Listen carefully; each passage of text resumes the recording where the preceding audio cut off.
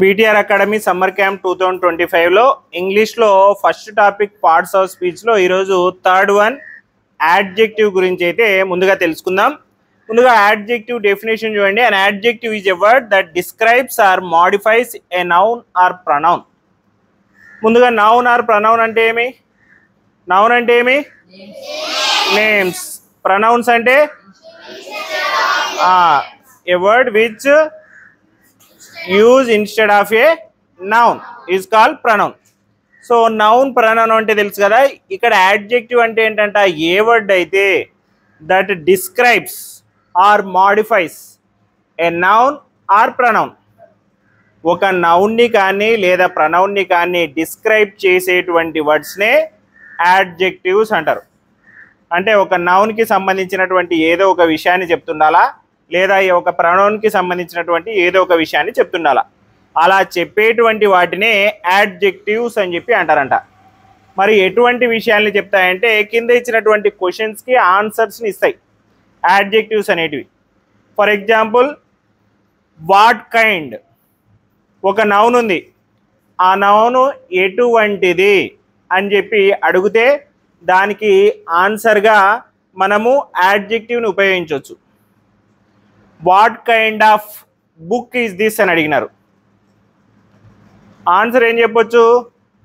It is a good book, ఇది ఒక మంచి పుస్తకము అని చెప్పి చెప్పొచ్చు. సో దాని యొక్క కైండ్ ఎటువంటిది? వెరీ గుడ్ అని చెప్పి, చాలా మంచిది అని చెప్పి చెప్పొచ్చు. సో వాట్ కైండ్ అనేటువంటి దానికి ఆన్సర్గా యాడ్జెక్టివ్ యూజ్ చేస్తాం. How many cars you have అని అడిగినాం అనుకో, I have one car. So కార్కి ముందు వన్ అని చెప్పి యూజ్ చేస్తున్నాం ఇక్కడ యాడ్జెక్టివ్ని. సో హౌ మెనీ అని క్వశ్చన్కి కూడా ఆన్సర్గా యాడ్జెక్టివ్ని యూజ్ చేయొచ్చు. వన్ అనేది అక్కడ యాడ్జెక్టివ్, ఇక్కడ గుడ్ అనేది యాడ్జెక్టివ్. విచ్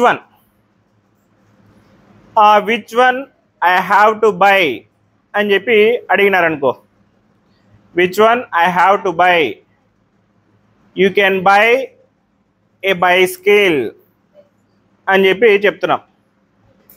లేకపోతే you can buy a red bicycle అంటే ఇక్కడ బైస్కిల్స్ ఉన్నాయి, దీంట్లో ఏది కొనాలి అంటే బైస్కిల్స్లో రెడ్ బైస్కిల్ కొనొచ్చు అని చెప్పి చెప్తున్నాం. అక్కడ రెడ్ అనేది adjective. How much is this book price, this book is 100 rupees. అక్కడ 100 rupees అనేది యాడ్జెక్టివ్. సో యాడ్జెక్టివ్స్ అనేటివి ఒక సెంటెన్స్లో నౌన్కి ముందర వస్తాయి. ఇక్కడ చూస్తే ప్రతి దాంట్లో కూడా నౌన్కి ముందర వస్తూ ఉంటాయి. నౌన్కి ముందు వస్తూ ఆ నౌన్ గురించి ఏదో ఒక విధంగా డిస్క్రైబ్ చేస్తూ వస్తాయి. ముందుగా ఈ యాడ్జెక్టివ్స్ అనేటివి 6 types అన్నమాట. First type of adjective is descriptive adjective. మనకి డిస్క్రిప్టివ్ అంటేనే అర్థమైపోతుంది, దాని గురించినటువంటి సమాచారం ఇచ్చేటువంటి యాడ్జెక్టివ్, దాని గురించి ఏదైనా ఒక విషయాన్ని తెలిపేటువంటి యాడ్జెక్టివ్స్ని. Show the quantity or describes quality or feature.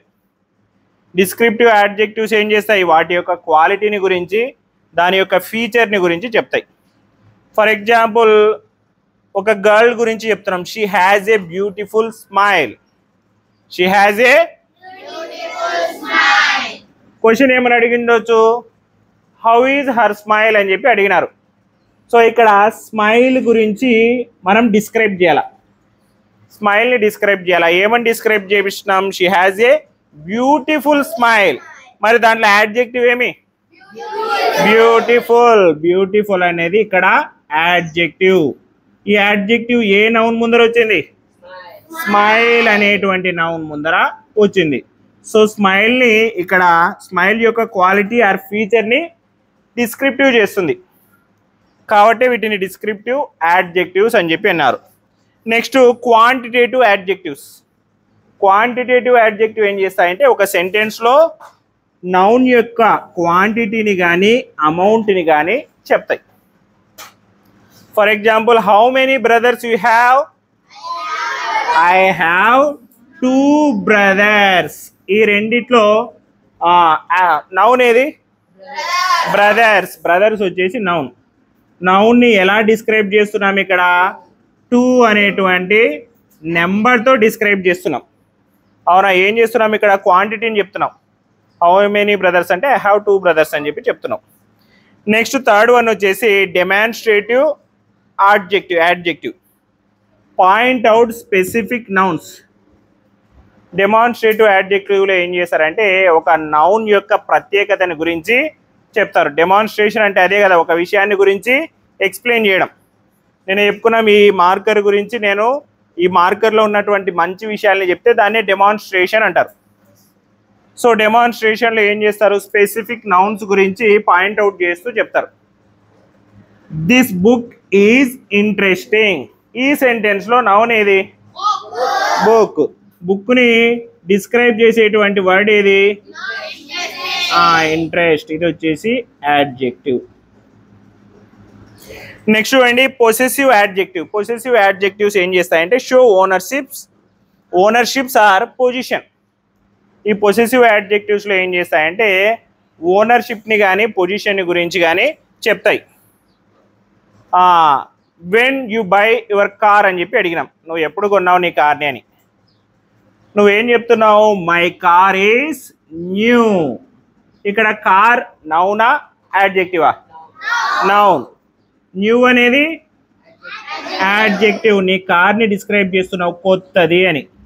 లేకపోతే is it your car new అని చెప్పి అడిగినారు, మై కార్ ఈజ్ న్యూ అని చెప్పి చెప్తున్నావు. సో అక్కడ న్యూ అనేది యాడ్జెక్టివ్. ఏం adjective? Possessive adjective. Okay. Interrogative adjective. Used with nouns to ask questions. Interrogative యాడ్జెక్ట్ని ఏం చేస్తామంటే used with nouns to ask questions. నౌన్స్తో పాటు క్వశ్చన్స్ అడగడానికి యూజ్ చేస్తాం. ఎలా అనేది చూడండి. Which dress do you like? ఇందులో నౌన్ ఏమి? డ్రెస్. ఇక్కడ యాడ్జెక్టివ్ ఏంటంటే విచ్. విచ్ అనేది యాడ్జెక్టివ్. ఎందుకంటే ఏ డ్రెస్ని నువ్వు లైక్ చేస్తున్నావు అని చెప్పి. సో ఇంట్రాగేటివ్ యాడ్జెక్టివ్స్ కూడా ఉంటాయి. ఈ యాడ్జెక్టివ్స్ ఏం చేస్తాయంటే ఆ నౌన్ని క్వశ్చన్గా అడగడానికి ఉపయోగపడతాయి. సో నౌన్ని క్వశ్చన్గా డిస్క్రైబ్ చేయడానికి యూజ్ అవుతాయి. తర్వాత distributive adjective. Refer to individual members of A group. So ఒక గ్రూప్ ఆఫ్ పీపుల్ ఉన్నారో ఆ గ్రూప్ ఆఫ్ పీపుల్లో ఉన్నటువంటి ప్రతి ఒక్కరిని రిఫర్ చేయడానికి ఈ డిస్ట్రిబ్యూటివ్ యాడ్జెక్టివ్ని యూజ్ చేస్తాం. ఎలా అంటే each student must submit homework. ఇప్పుడు చాలామంది స్టూడెంట్స్ ఉన్నారు. ఆ స్టూడెంట్స్లో ఏమని చెప్తున్నారంటే ప్రతి ఒక్కరూ హోంవర్క్ని సబ్మిట్ చేయాలి అని చెప్పి చెప్తున్నాం. అంటే ఒక్కొక్కరు అని చెప్పి అర్థం. నువ్వు చేయాలా అని చెప్పడం కోసము ఈచ్ స్టూడెంట్ అని చెప్పి చెప్తున్నాం. అంటే ప్రతి ఒక్క స్టూడెంటు అని చెప్పి.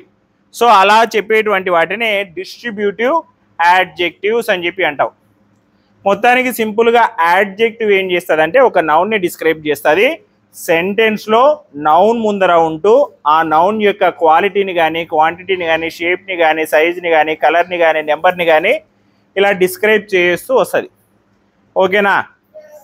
సో ఇది మన యాడ్జెక్టివ్ యొక్క డెఫినేషన్, దానికి సంబంధించినటువంటి టైప్స్, ఆ టైప్స్ యొక్క ఎక్స్ప్లెనేషన్స్ అండ్ వాటి examples. Do you understood? Next ఇంగ్లీష్లో పార్ట్స్ ఆఫ్ స్పీచ్లో 4th టాపిక్ వచ్చేసి వర్బ్. ముందుగా వర్బ్ యొక్క డెఫినేషన్ చూడండి. A verb is a word that shows action states or happening. Verb అనేది ఎటువంటి వర్డ్ అంటే యాక్షన్ని లేదా స్టేట్ ఆఫ్ బీయింగ్ని ఆర్ హ్యాపెనింగ్ని, ఈ మూడింటిని కూడా తెలిపేటువంటి వర్డ్స్నే వర్బ్స్ అని చెప్పి అంటారు. సింపుల్గా చెప్పాలంటే వర్బ్స్ వచ్చేసి పనిని గురించి తెలుపుతాయి. దేని గురించి తెలుపుతాయి? ఆ పనిలో రకాలే action, state of being and happening. And it tells what the subject does. సింపుల్గా ఒక సెంటెన్స్లో సబ్జెక్ట్ అనేది ఏం చేసింది అనేది చెప్పేదే వర్బ్. మనకి ఒక సెంటెన్స్లో subject, verb, object or predicate అని చెప్పి అంటాం కదా. ఆ సబ్జెక్ట్, వర్బ్, ఆబ్జెక్ట్లో సబ్జెక్ట్ ఏం పని చేసిందని చెప్పేదాన్ని వర్బ్ అంటాం. వాట్ ద సబ్జెక్ట్ ఈస్, అసలు సబ్జెక్ట్ ఏంటి అని చెప్పడానికి యూజ్ చేసేదే వర్బ్ ఎక్కడ స్టేట్ ఆఫ్ బీయింగ్లో. And what happens to the subject, అసలు సబ్జెక్ట్కి ఏం జరిగింది అని చెప్పేదాన్నే వర్బ్ అంటారు ఈ హ్యాపెనింగ్లో. నెక్స్ట్ చూడండి examples of verbs. She runs fast, ఆమె పరిగెత్తుతుందంట. ఎలా పరిగెత్తుతుంది? ఫాస్ట్గా పరిగెత్తుతుంది. ఇక్కడ ఫాస్ట్ అనేది ఏం చెప్తుందంటే రన్స్ అనేది ఏం చెప్తుందంటే వేగంగా పరిగెత్తుతుంది అని చెప్పి చెప్తుంది. ఈ మహిళ పరిగెత్తుతుంది వేగంగా. సో ఇక్కడ రన్స్ అనేది ఏం చెప్తుంది? ఫాస్ట్ యాక్షన్ గురించి చెప్తుంది, అంటే వేగంగా పరిగెత్తుతుంది అని చెప్పి. హీ ఈజ్ ఏ డాక్టర్, ఇక్కడ చూడండి ఇక్కడ యాక్షన్ అయితే ఏం జరగడం లేదు, హీ ఈజ్ ఏ డాక్టర్ అని చెప్పి సింపుల్గా చెప్తున్నాం. యాక్షన్ జరగపోయినప్పటికీ కూడా ఇది స్టేట్ ఆఫ్ బీయింగ్ని చెప్పేటువంటి ఒక వర్బ్ అయితే అక్కడ ఉంది. ఏంటా వర్బ్? ఈజ్. ఓకేనా? Raju is a teacher, my father is a doctor, my brother is a farmer. Is is is is అని చెప్తున్నామే. ఈజ్ అనేది ఏం చెప్తుందంటే అక్కడ స్టేట్ ఆఫ్ బీయింగ్, అంటే వాళ్ళు ఇప్పుడు ఏం చేస్తున్నారు అనేది చెప్పడానికి కూడా వర్బ్ని యూజ్ చేస్తాము. ఆ స్టేట్ ఆఫ్ బీయింగ్ చెప్పేటువంటి వర్బ్స్ కింద మనము ఎక్స్ప్లెయిన్ చేసుకుందాం. తర్వాత happening. It reigned yesterday. Reigned అనేది ఒక పని జరిగింది, హ్యాపెనింగ్ అన్నమాట. సో ఇలా వర్బ్ అనేది కొన్నిసార్లు యాక్షన్స్ని, కొన్నిసార్లు స్టేట్ ఆఫ్ బీయింగ్ని, కొన్నిసార్లు హ్యాపెనింగ్ని కూడా చెప్తాయి. అంటే మన చేతుల్లో లేకుండా జరిగిపోయేటువంటి వాటిని హ్యాపెనింగ్స్ అని చెప్పి అంటాం. ఓకే, ముందుగా టైప్స్ ఆఫ్ వర్బ్స్ చూడండి. యాక్షన్ వర్బ్స్, యాక్షన్ గురించి చెప్పేటువంటి వర్బ్స్ని యాక్షన్ వర్బ్స్ అంటారు. Show that someone or something is doing, ఎవరో లేదా ఏదో పని చేస్తుంది అని చెప్పడానికి ఉపయోగించేటివే యాక్షన్ వర్బ్స్. ఓకేనా? ఖచ్చితంగా ఎవరో ఒక మనిషి కానీ ఏదో ఒక జంతువు కానీ పని చేస్తూ ఉండాల, పని చేసింటే దాన్నే యాక్షన్ వర్బ్స్ అంటారు. ఎగ్జాంపుల్ చూడండి, I right A letter. Who right A letter? I. So ఇక్కడ చూడండి, ఇక్కడ నేను పని చేస్తున్నాను, వర్బ్ ఏం దాంట్లో? రైట్. రైట్ అనేది వర్బు. సో ఇక్కడ ఎవరో యాక్షన్ వర్బ్స్లో ఖచ్చితంగా ఎవరో ఒకరు పని చేయాలన్నారు. ఇక్కడ ఎవరు? నేను పని చేస్తున్నాను. ఐ రైట్ ఏ లెటర్, నేను లెటర్ని రాస్తున్నాను. కాబట్టి ఇది యాక్షన్ వర్బ్ ఇక్కడ, ఎందుకంటే పని అనేది ఒక వ్యక్తితో చేయబడింది. సెకండ్ చూడండి, దే ప్లే ఫుట్బాల్. ఇక్కడ వర్బ్ ఏమి? దే ప్లే ఫుట్బాల్లో ప్లే అనేది వర్బ్. ఆ ప్లే ఆడటం అనేది ఎవరు ఆడుతున్నారు? దే అంటే వాళ్ళు. సో ఇక్కడ యాక్షన్ అనేది ఎవరో కొంతమందితో జరగబడింది కాబట్టి దాని యాక్షన్ వర్బ్స్ అంటున్నాం అక్కడ. తర్వాత షీ సింగ్స్ బ్యూటిఫుల్లీ. సింగ్స్ అనేది వర్బ్. ఇక్కడ ఆ పాడటం అనేది ఎవరు పాడినారు? షీ, అంటే ఎవరో ఒక మహిళ పాడింది. సో ఇక్కడ యాక్షన్ వర్బ్స్ అంటే అర్థం ఏంటంటే ఎవరో ఒకరు మనిషి కానీ లేదా జంతువు కానీ ఆ పనిని చేసింటే దాన్ని యాక్షన్ వర్బ్ అని చెప్పి అంటారు. నెక్స్ట్ లింకింగ్ వర్బ్స్ అని కూడా ఉంటాయి వర్బ్స్లో. లింకింగ్ వర్బ్స్ ఏం చేస్తాయంటే ఓన్లీ లింక్ చేస్తాయి, అక్కడ యాక్షన్ అనేది జరగదు కానీ లింక్ అనేది జరుగుతుంది, అంటే కలుపుతాయి అన్నమాట. చూడండి, connect the subject with more information. No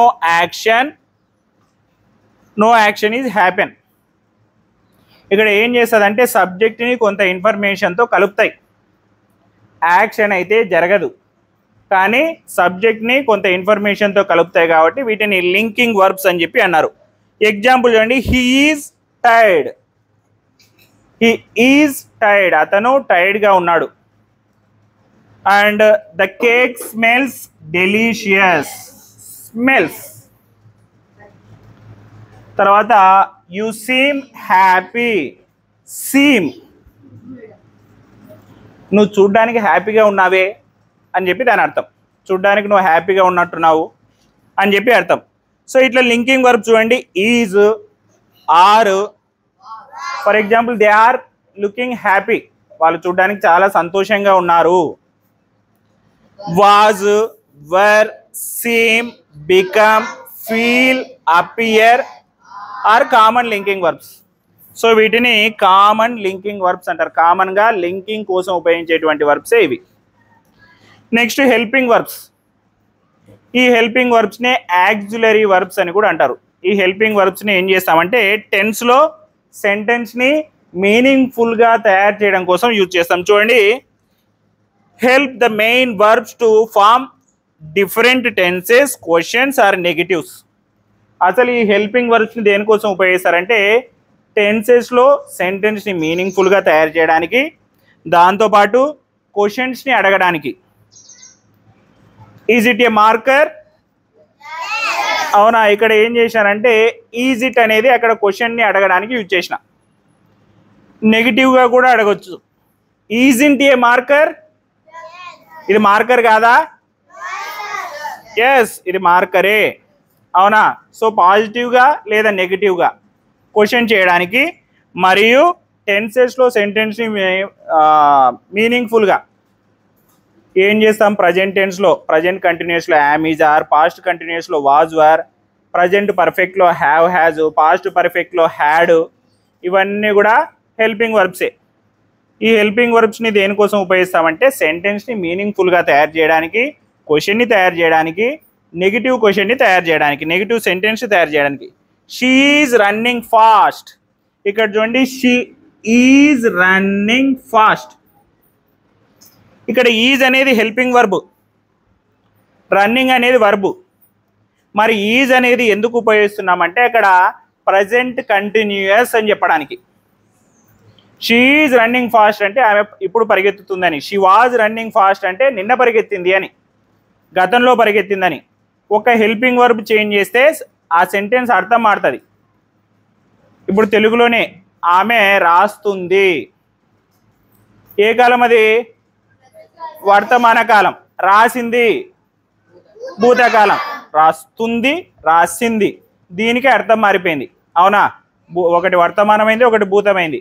అట్లనే ఇంగ్లీష్లో కూడా ఈజ్ ఉపయోగిస్తే ప్రజెంటు, వాజ్ ఉపయోగిస్తే పాస్ట్, హ్యావ్, హ్యాజ్ ఉపయోగిస్తే ప్రజెంటు, హ్యాడ్ ఉపయోగిస్తే పాస్ట్. సో అట్లా హెల్పింగ్ వర్బ్స్ అనేటివి సెంటెన్స్ని మీనింగ్ఫుల్గా ఏ టెన్స్లో ఉపయోగిస్తున్నాం అనడానికి ఉపయోగపడతాయి. ఐ విల్ కాల్ యూ, నేను నీకు కాల్ చేస్తాను. అది మనకి రెండవ ఎగ్జాంపుల్. విల్ అనేది ఫ్యూచర్ని చెప్పడానికి. I will call you, I will teach you, okay, I will give you money. Will అనేది ఉపయోగించినామంటే ఫ్యూచర్ అని చెప్పడానికి కోసం అని అర్థమైపోతుంది. సో హెల్పింగ్ వర్బ్స్కి బెస్ట్ ఎగ్జాంపుల్స్ వచ్చేసి ఈజ్, యామ్, ఆర్ ప్రజెంట్ టెన్స్కి, వాజ్, వర్ పాస్ట్ టెన్స్కి, హ్యావ్, హ్యాజ్ ఏడుంది, has, have, had. Have, has వచ్చేసి ప్రజెంట్కి, హ్యాడ్ వచ్చేసి పాస్ట్కి, విల్, షెల్ దేనికోసము? Future. Can, could, may, might, must ఇవన్నీ వచ్చేసి ఎక్స్ప్రెసింగ్ ఎబిలిటీస్, చేయగలడు, చేస్తుంది అని చెప్పడం కోసం. సో హెల్పింగ్ వర్బ్స్ అనేటివి ఒక సెంటెన్స్లో టెన్స్ని చెప్పడం కోసము, దాంతోపాటు క్వశ్చన్స్ని తయారు చేయడం కోసము, నెగిటివ్ సెంటెన్స్ని తయారు చేయడం కోసం ఉపయోగిస్తారు. ఇది మన వర్బ్. ఇంకా వర్బులో వచ్చేసి 3 ఫామ్స్ అయితే ఉంటాయి. Present form, past form, past participle form అని. Do, did, done, give, gave, given, ఇట్లా ప్రతి వర్బ్కి కూడా 3 ఫామ్స్ అయితే ఉంటాయి. ఆ 3 ఫామ్స్ అనేటివి మనకి టెన్స్లో ఉపయోగపడతాయి. ఓకేనా, V1, V2, V3 అంటాం వాటిని. V4 అంటే V1 ప్లస్ ఇంగ్ ఫామ్ అని చెప్పి అంటుంటాం. సో వాటి గురించి మనం టెన్స్లో చెప్పేటప్పుడు చెప్పుకుందాం. ఇప్పుడు వర్బ్ అంటే అర్థమైందా? వర్బ్ యొక్క డెఫినేషన్, వర్బ్ని దేనికోసం ఉపయోగిస్తాం, వర్బ్లో ఎన్ని టైప్స్ ఉంటాయి, ఈ టైప్స్ యొక్క ఎక్స్ప్లెనేషన్ ఏంటి అనేటువంటి విషయాలు అర్థమైనా?